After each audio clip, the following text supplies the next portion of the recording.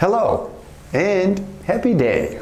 How does slowing down sound to you today? Would you like to reduce the noise for just a bit? Are you ready to make a choice and decide to listen? My name is Igor S.F. Walker. I'm here to remind people to slow down, to reduce the noise, to walk their lives into a natural flow. Welcome back to the Book of the Week series. Every week, as I read another amazing title, I share it with the world. And today, we look at the Autobiography of Benjamin Franklin by Benjamin Franklin. 1706, he is born in Boston and baptized in the Old South Church.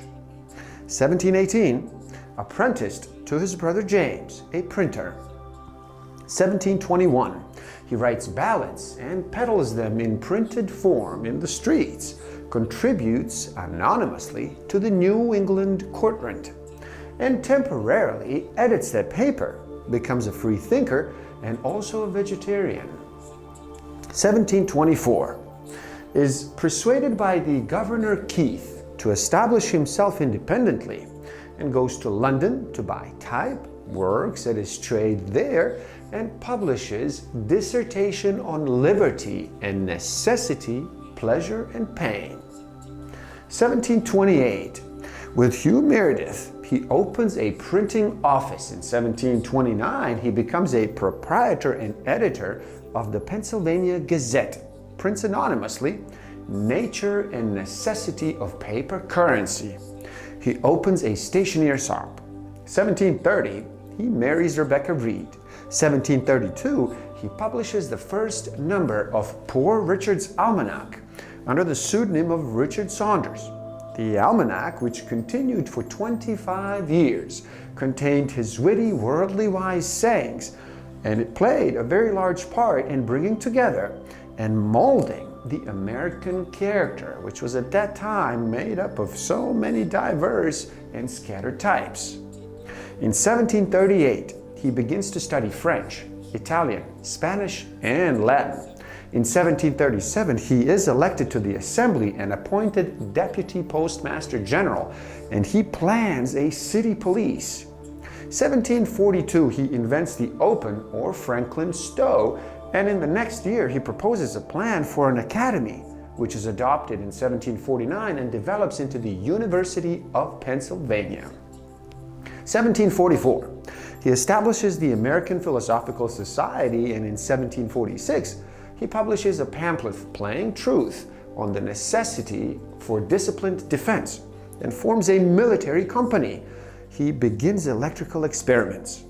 In 1751, he aids in funding a hospital. In 1752, he experiments with the kite and discovers that lightning is an electrical discharge. The next year, he's awarded the Copley Medal for his discovery, and he's elected a member of the Royal Society, receives a degree of MA from Yale and Harvard, and he's appointed Joint Postmaster General. In 1757, he introduces a bill to the Assembly for paving the streets of Philadelphia, publishes his famous Way to Wealth, and in 1769, he procures the telescope for Harvard College. 1776, he's placed on the committee to draft a Declaration of Independence, chosen president of the Constitutional Committee of Pennsylvania. He's sent to France as agent of the colonies. 1785, he returns to America and is chosen president of Pennsylvania and re-elected in 1786. 1788, he retires for public life, and in 1790, April 17th, he dies. His grave is in the churchyard at 5th and Arch Streets in Philadelphia. Benjamin Franklin had an intention to acquire the habitude of 13 different virtues. He judged it would be, well, not to distract his attention by attempting the whole at once, but to fix it one by one at a time. And we should be master of that one to perceive to another, and so on, till he should have gone through the 13 values. And as the previous acquisition might facilitate the acquisition of certain others, he arranged them with that view in mind. These names of virtues with their precepts were: number 1, Temperance. Eat not to dullness, and drink not to elevation. Number 2, silence. Speak not, but what may benefit others or yourself. Avoid trifling conversations. Number 3, order. Let all your things have their place. Let each part of your business have its time. Number 4, resolution. Resolve to perform what you ought. Perform without fail what you resolve. Number 5, frugality. Make no expense but to do good to others or yourself, i.e., waste nothing. Number 6, industry. Lose no time. Be always employed in something useful. Cut off all unnecessary actions. Number 7, sincerity. Use no hurtful deceit. Think innocently and justly, and if you speak, speak accordingly. Number 8, justice. Wrong no one by doing injuries or omitting the benefits that they are your duty. Number 9, moderation. Avoid extremes. Forbear resenting injury so much as you think they deserve. Number 10, cleanliness. Tolerate no uncleanliness in body, clothes, or habitation. Number 11, tranquility. Be not disturbed at trifles or at accidents common or unavoidable. Number 12, chastity. Rarely use venery, but for health or offspring, never to dullness, to weakness, or the injury of your own or another's peace or reputation.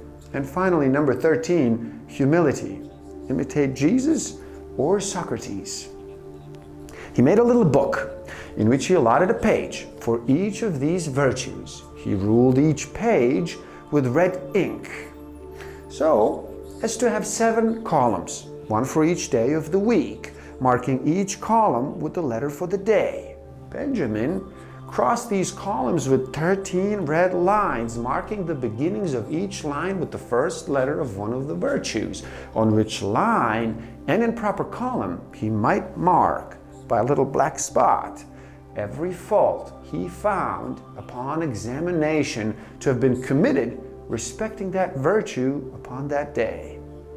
On the whole, Benjamin never arrived at the perfection he had been so ambitious of obtaining, but fell far short from it. Yet he was, by the endeavor, a better and a happier man than he otherwise should have been if he had not even attempted it. Please do help out. It's easy.